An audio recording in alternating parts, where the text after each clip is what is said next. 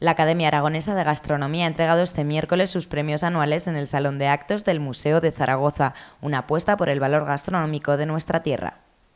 Muy importante por dos cuestiones. En primer lugar, por la importancia de la gastronomía en la cultura de cualquier pueblo, por supuesto en el caso de Aragón, ¿no? Nuestros productos, nuestra forma de cocinarlos, pero además un premio muy importante por el prestigio de la Academia Aragonesa de Gastronomía. Muchísimos años poniendo en valor, popularizando, pero también estudiando, investigando sobre nuestra gastronomía. Por lo tanto, esa combinación de algo tan importante para nuestra identidad y de algo de tanto prestigio como la Academia hace que hoy sea un día muy importante, muy especial. Pues la Academia es un acto académico muy importante, uno de los más importantes del año.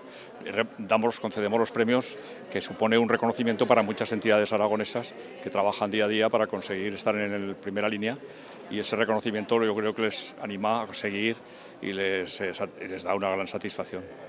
Bodegas Ruberte se ha llevado el premio a la mejor bodega y de ella se ha destacado su valor por lanzar una nueva bodega de cava en la localidad de Inzón.